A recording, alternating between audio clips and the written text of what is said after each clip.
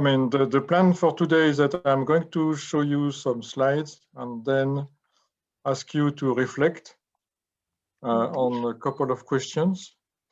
And then we'll debrief the results of your reflection in the small groups.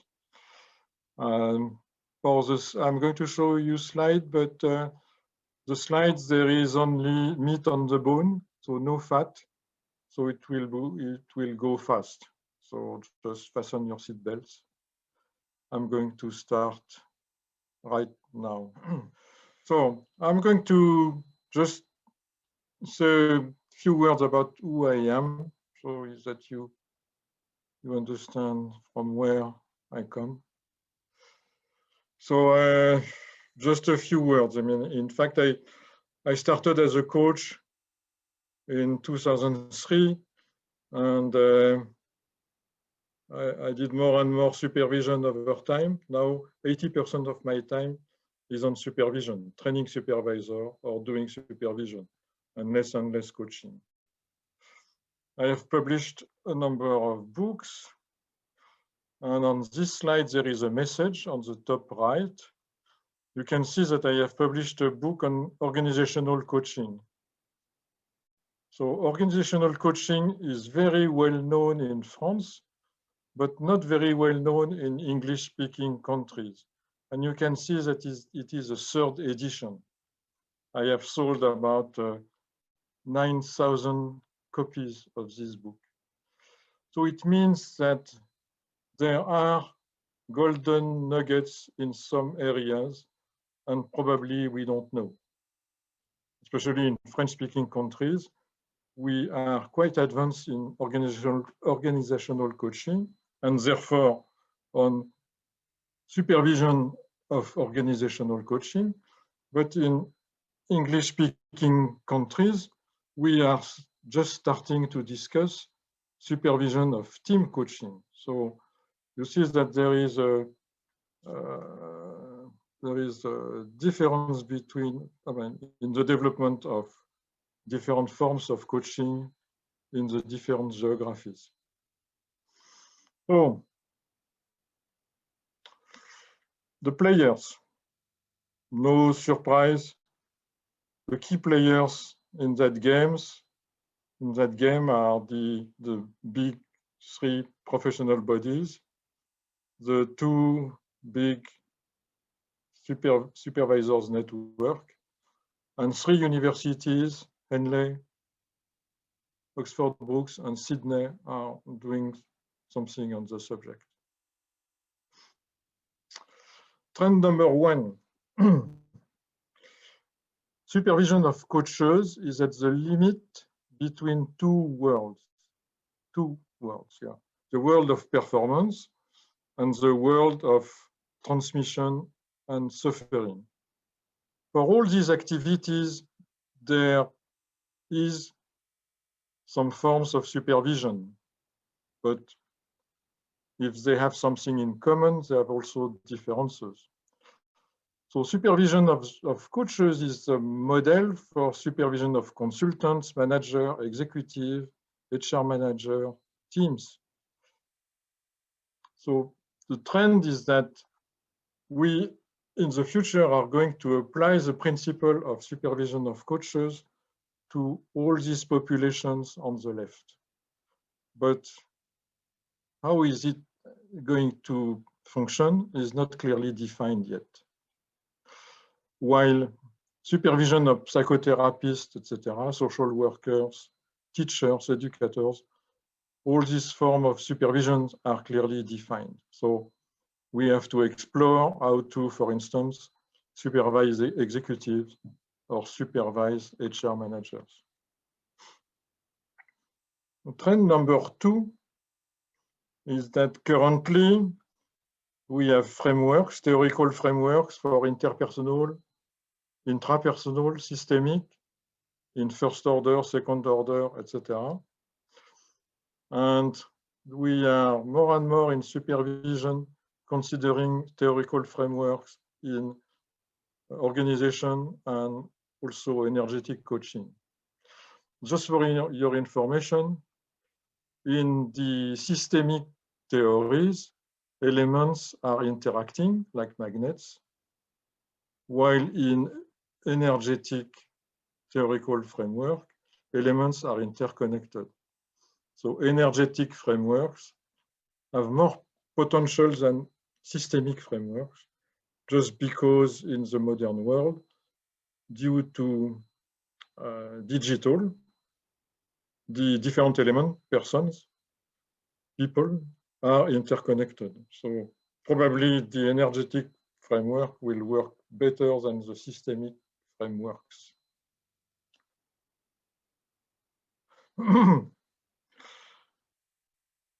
On this chart, on the top in green, a number of areas that are currently investigated. There are working groups all around the world in the supervisors network, in the universities, in countries, which are working on the elements in green. Elements in black on the bottom are areas that we need to explore because there is, the market is requesting that somebody do something in these domains. For instance, there are missions focused on collective intelligence. Coaches know how to do it, but supervisors don't know how to supervise coaches who know how to do it. Currently, I am supervising a lady who is coaching a team, a company, in fact, the executive team in a company which is growing at 30% per year, and it is sustained. Can you imagine 30% per year growth, sustained? In terms of coaching, it causes a lot of questions, issues. And I am supervising this lady, and in fact, sometimes I don't know exactly what to do.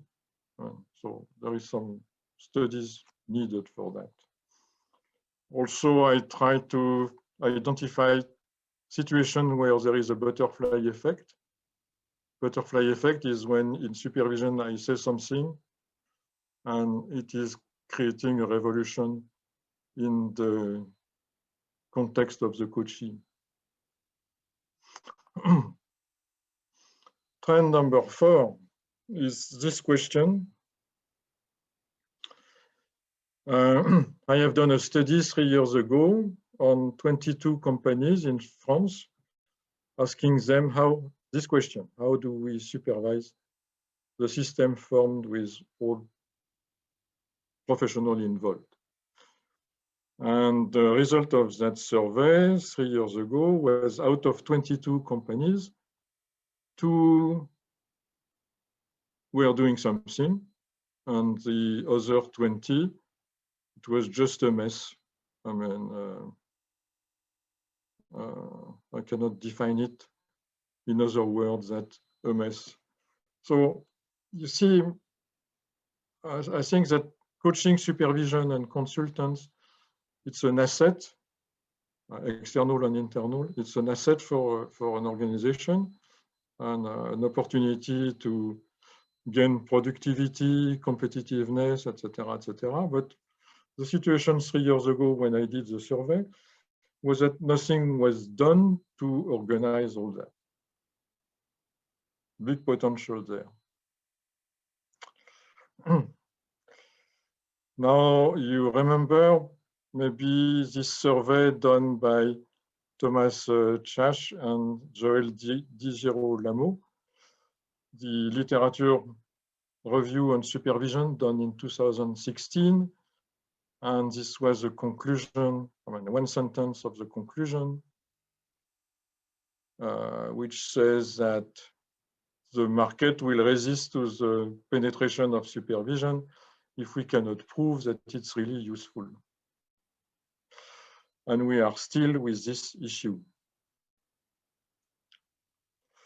Now with Tatiana Bashkirova and Peter Jackson and Karster Henning, we've done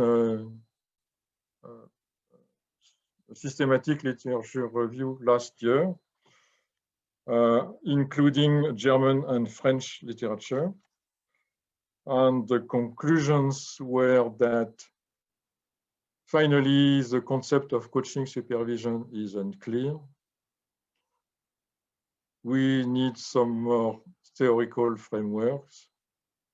The value of supervision, as it was said by Joel, is unclear. And we sometimes don't know what exactly are doing supervisors in the field. So if I summarize all that, you know, the bubbles, the black bubbles are areas where a lot of studies have been done. And we have some knowledge of the functioning.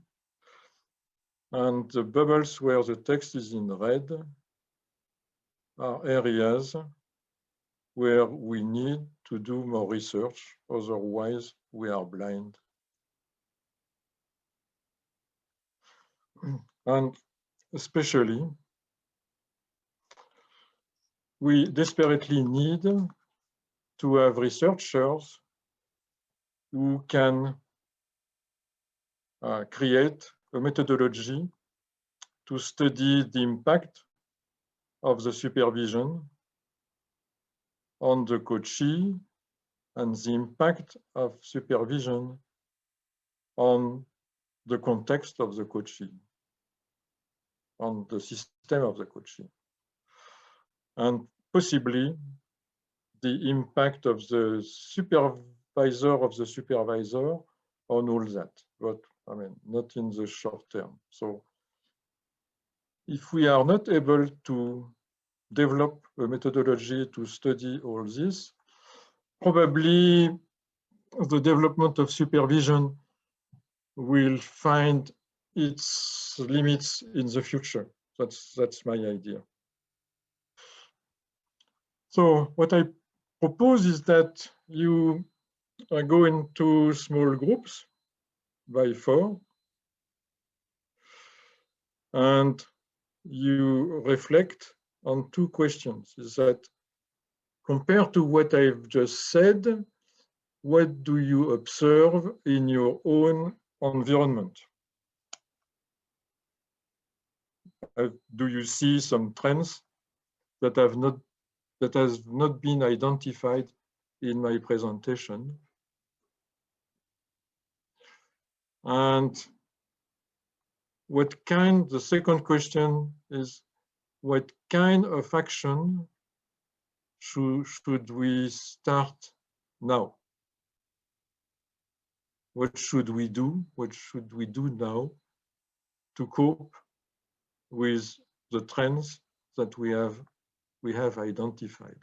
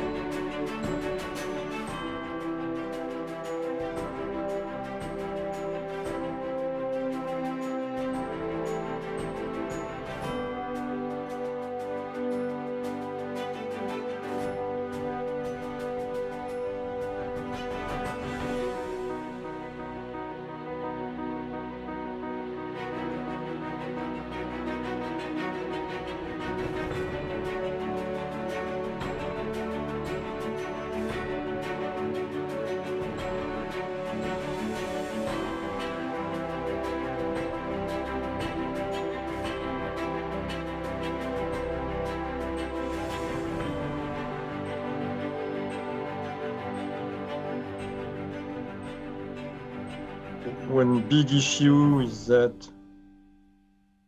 professional bodies have done some work to explain what is supervision to their members, coaches and mentors, but very few has been done to explain to sponsors and to the market what is supervision. So the supervisor is still a mysterious person, and what he's doing exactly is not really understood.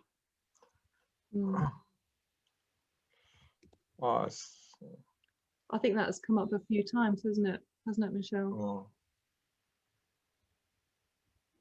Which I suppose, does that lead us into one of the questions, or from the answers to the questions about what kind of action should start now?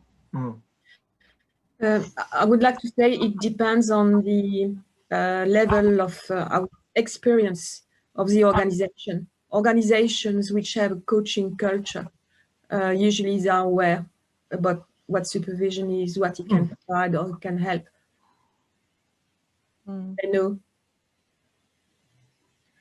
Is that other people's experiences as well? Has anybody found a great buy-in already, maybe an organization which doesn't overly have a culture?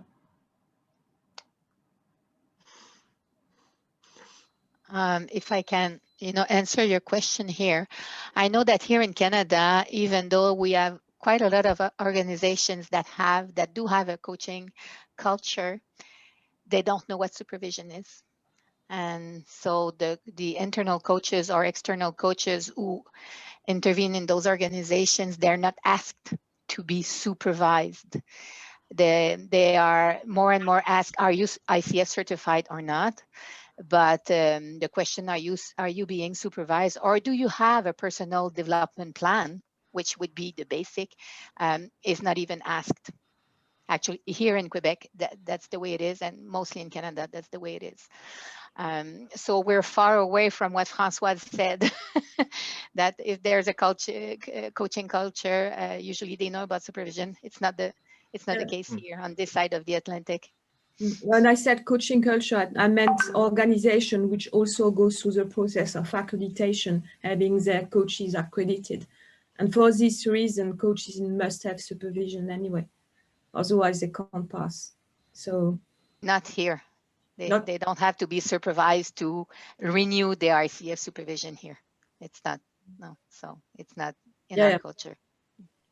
I see Raya's hand up as well. Raya, do you have something you'd like to say? Yeah, I just wanted to say that I've been working for the European Union, and they seem to have the processes, because every coach that works for them needs supervision. It's already in the contract, and I've been asked to act as a supervisor also for internal coaches. So they are pretty good on that already.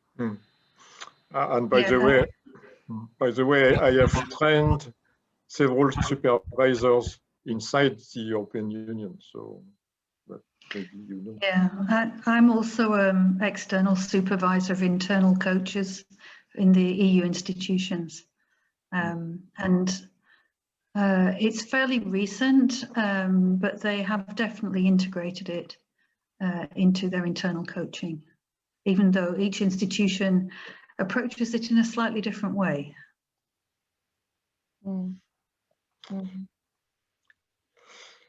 Michel, what yours? Oh, I see. Just before that, Alva, I see Alva's hand up. Should we hear from Alva, then back over to you, Michel? Yeah. Oh, I'm looking at the chat box. Yeah, in fact, there are there coaches or supervisors from the Netherlands here? No. Yeah. I am a coach who lives in 2 countries. Netherlands is one of my countries. What question do you have, Michel? My question is that, do you see something emerging in the field of supervision in the Netherlands? Because the Netherlands is a country in Europe where there is the highest number of coaches per inhabitant.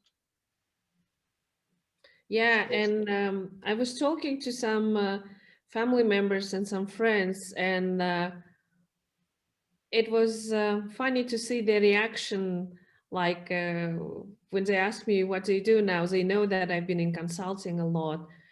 Do you keep your consulting? I said, I am a coach now. I said, what? Not you too. Like, we have enough of these coaches. That was the reaction. And it seems like, well, I didn't work yet in the Netherlands as coach. And it tells me that either the level of trust or something to coaches that is missing. Comparing to, for instance, in Kazakhstan, in Russia, where I have also a lot of clients, that coaching is rather young and supervision is almost non-existing. It's emerging. There is some supervision for coaches, but promoted by coaching schools. And mentoring is also very, very young. So it's only because it's required by ICF just for certification. But somebody mentioned before, when you go to organizations who hire external coaches, it wouldn't cross their mind to ask if the coach has a supervisor or mentor. Mm-hmm. I'm from Netherlands, Michel. Yeah. I can share something. And in the last 15 years of my corporate experience here, and I've not found any awareness of coaching as supervision in the corporate organizations. That's true that there are quite a lot of coaches in Netherlands, but what they call as coaching is what they call it is the job integration coaches. They use the word coaches, but that's totally different. It's for people who are sick and they want them to get integrated in the work. So that's a different word they use here. That's why there are plenty of coaches. And however, the supervision is still, it's very slowly coming. Corporates do not put a supervision as a requirement for coaches. They do not put that. I see this as a great opportunity in the coming period of time, because in Netherlands, there are plenty of agile coaches are there. The word agile coaches, I'm sure you've heard of it. And but I see the opportunity of supervision for agile coaches emerging even in the corporates in the coming period of time, as well as for leadership or other various forms of coaches. So I see possibilities in Netherlands coming in the near future. There is a country where there are a lot of supervisors, and it's Turkey. Is there anyone from Turkey here? No? I don't see anybody I recognise is from Turkey. Turkey, no. We create as Italian group the cooperation with the Turkish, and we offer as a journey, as a supervision. And so I will start tomorrow with the Turkish coach, sort of the sharing supervision by our group of supervisors that are in the process of qualification, and the Turkish that need something about supervision is a pro bono. And it's nice because they can smell. We can smell. We can spread in the world, and we can spread in our country and also in every country this sense of the benefit of the supervision that I think that is more necessary to understand what supervision is, because in some countries it's really new and also in some contexts. So it's a great collaboration, and we are really proud. Our president started this collaboration and was really nice. Okay. Another large country to consider is South Africa. Is there anyone from South Africa here? No. Michel, hi. Alex here. I don't know if you can see me on your gallery. I'm from South Africa. Yeah. Nice to see you again. So you are supervisor. Do Yes. you have any comment about the situation and trends in your country? Yeah, I think the trend here is slightly different from the European market, and my own experience, there's more of a focus here on following coaching frameworks and applying process than there is on the focus on the relationship between coach and their client and the coach's own internal dynamics. So there's, in the supervision that I do, it ends up with a large part of the supervision starting off with education about psychodynamic processes, even within a coaching context. That's not included in any coaching syllabi. So things like patterns that coaches can get caught into with their clients, countertransference, even the organizational aspect and systemic kind of thinking isn't usually included in coaching courses. It's more about following a set process. And that's distinct from the European market, where the focus is more on circumstances and the story instead of the coaching process. Mm-hmm. The point you make about the story, Alex, and I was looking at the chat as well, and maybe thinking about the understanding that people have, or understanding organizations have, is supervision the right word? Is another word better description? You know, it's not necessarily about what you understand by supervision, but perhaps what you think you understand by supervision, which actually isn't really supervision. Is that something which has any resonance with anybody? I mean, I think that there's a lot of confusion because people see supervision as almost like being a supervisor, as in that term, that old term. So it's like power over, rather than, you know, you're learning together. So the word in itself and language in the whole area of coaching can cause a lot of confusion, I think, for, you know, potential coaches who are engaging. And I know from my experience of, you know, coaching or supervising individuals, I have people who come who've worked with other supervisors, and they say to me, this is very different to my previous experience.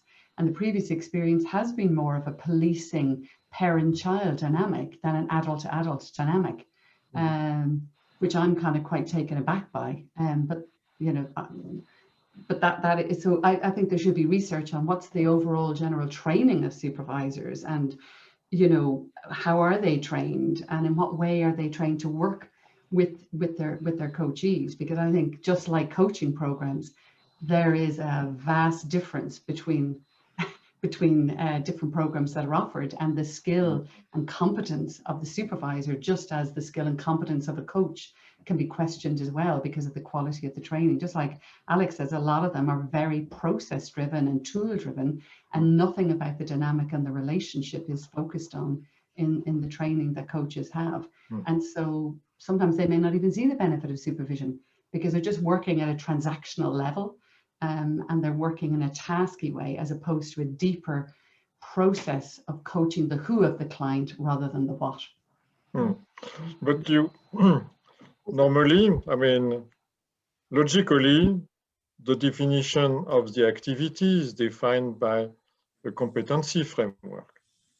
For supervisors, there are currently 3 competency frameworks: the EMCC competency framework for supervisors, the Association for Coaching competency framework, and the third one is the ANSI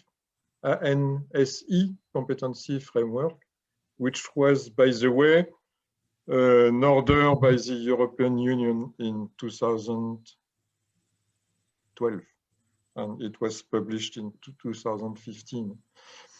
So we have 3 competency frameworks, which at the end of the day are quite similar. So normally the activity of the supervisor is clearly defined with competencies, indicators, blah, blah, blah, blah. I mean, all people from ICF understand, and EMCC have competency frameworks for coaching. So normally everything is clear. I wonder if we could bring Jackie Arnold in, actually. I know Jackie was nodding a lot when Alva was talking, has a hand up. And Jackie, you've been doing some research as well, haven't you, Could we bring you in? Yeah. Yes, I loved what Alva said, actually. And when we did our research into what we called executive reflection, myself and Elaine Patterson, we did over 18 months. We had supervisors, professional supervisors, who were supervising leaders around the world. And we did an action research case study with them. And the findings were amazing, because actually what they loved was the fact that it wasn't called supervision, it was called executive reflection.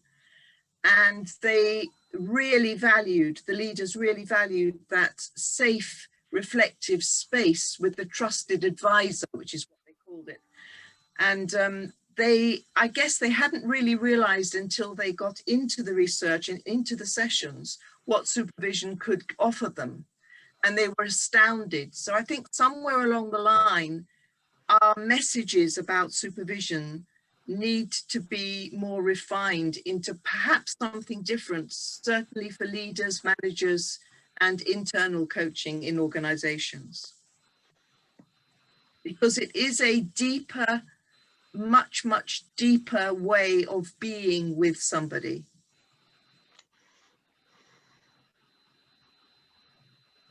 I think that say a lot more about it, but I think that says quite a lot more to clients. I don't mean HR departments particularly, but to clients. I think they would, at executive level, I think they would understand that term executive reflection far better and value it. We've had quite a lot of requests for the link to your research, Jackie, as well. I can send that out as part of the follow-up for this event as well. If you send it to me, so I can make sure everybody gets it as well. Thank you. I see Chandana. I saw Chandana. Are you still here, Chandana?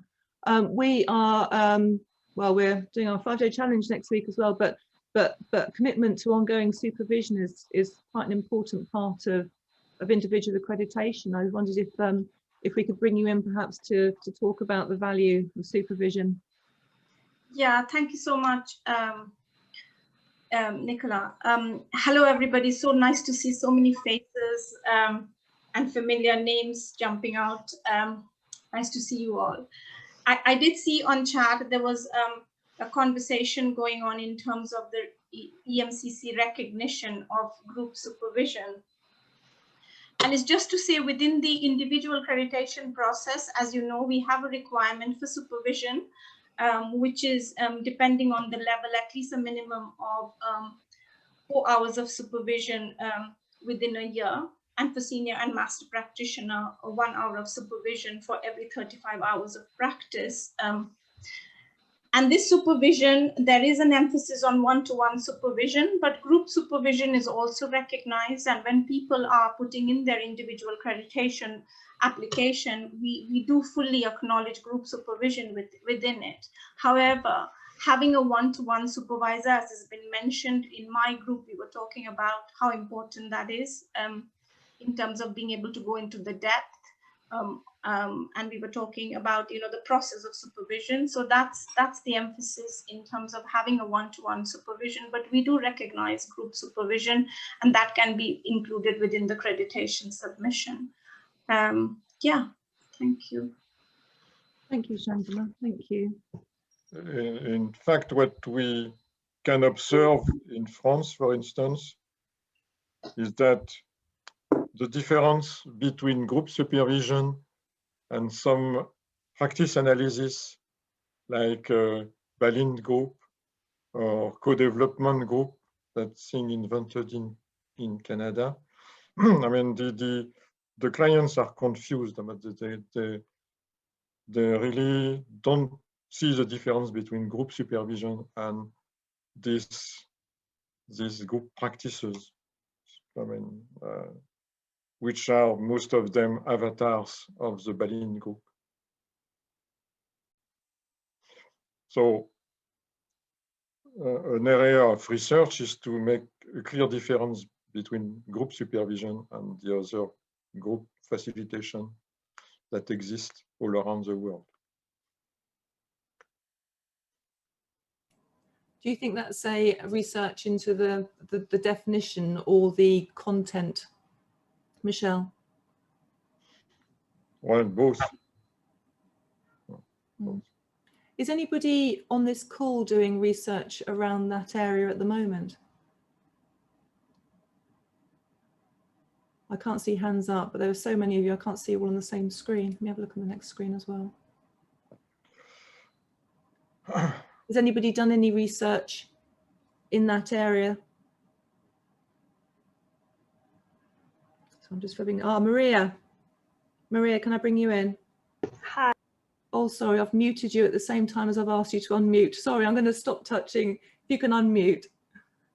Okay, thanks. So my research was on ethical dilemmas. It's not on supervision, but the result was that about 85% of the coaches, when they have ethical dilemmas, they discuss them at supervision. And I think that that result is very important about supervision, because all the coaches, the survey was run in 46 countries. And that is very important about supervision. Because all the coaches recognize the value of it, especially in ethical dilemmas, which is, I think, the most important dilemma that a coach may have. Do you have a copy of that research, Maria? It's available. The research is published on the site, so you may find it. It's Ethical Dilemmas in Coaching Today. It was published on 15th of January. So you may find it on the site. Great, thank you. I'll have a look for various links as well. I'll put a bit of a pack together after this call. Maybe not immediately after, give it some time to compile, but I'll make sure everybody's got everything that they need on that one.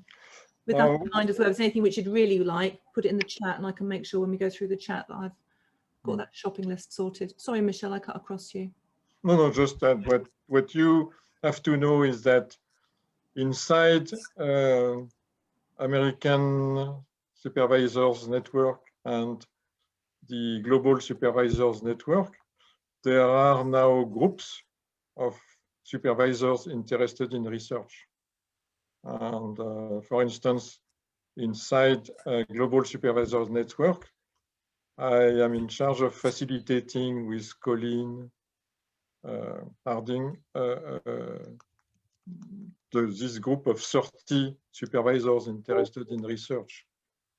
And so what we have, we have started the facilitation, and it appears that some clusters are emerging. One on research on supervision of team coaching, another one research into benefits and impact of supervision, a third one research into ethics and conflict of interest, and it might be that some other clusters will appear with, for each of them, about 7 to 8 researchers. I have the list of all these people, and about half of them hold a doctorate, so it's encouraging in terms of energy and motivation to do research. Are you open to people interested in joining that group, Michel? Well, the decision with Yves Turner was that members of the GSN, Global Supervisors Network, are welcome in this group, in these groups. More than welcome. Can I ask, Michel, because you're talking about American supervisors and, you know, in terms of where ICF is, in terms of supervision, and it seems to be that there's a greater reluctance by Americans to engage in supervision, or, you know, for ICF to make it mandatory that, just as EMCC, for coaches to engage in supervision. Just wondering what your thoughts are around what the thinking is with American supervisors around the need to kind of shift their view and understanding of supervision. Well, yeah, I have every week a discussion with Damien Goldberg and sometimes with Sam McGill. And according to them, about between 200 and 250 supervisors have been trained. And so there are supervisors in America, and the network of supervisors delivers a webinar every month. There are other activities, and some 20, 25 supervisors are currently grouped, and they have a project which is to produce a purely American book, research-oriented on supervision, with, we'll say, a kind of American touch. They want to have their own American book, not to be polluted by Brits or French or whatever. So there is a project inside the American network, and there is a lot of energy in that network. And I recognize some of participants here who belong to that network. I have a question there for you, Michel. Because I'm almost leading the Norwegian effort to create a standard for coaching, as you know, and we presented for ISO late this year. So we're having a lot of discussion around the similarities and the differences in terms of competencies across the whole area of coaching. I think we have some 10 different environments coming together with 20 people. To me, it seems like supervision. I mean, we're using it as if we understand what it is. But there are so many different methods. You know, I'm coming from clinical, so I'm used to the clinical sense of supervision, and there are deep differences between Gestalt, psychodynamic, cognitive behavioral, systemic. When we're using the term supervision, is there a sense that we are talking about the same thing, or are we using the same word for something that is totally different? Well, there are probably, part of the work we've done with Tatiana Bashkirova last year, looking at the literature on supervision in France, US, UK, and Germany. We have identified about 30 different definitions of supervision, good supervision. So of course, there are differences. But if you look at the elements of this definition, there are always some of the what we call functions. I mean, the support or resourcing function, the development function, and the reflective practice function. And in some definitions, the reflective practice is divided in two. Technical reflective practice and a kind of more elaborated reflective practice. So these four elements are in most of the definitions. For instance, support and resourcing is not in the ICF definition, but it is in the EMCC definition. But more or less, if you look at the functions of supervision, there is some kind of agreement all over the world, I would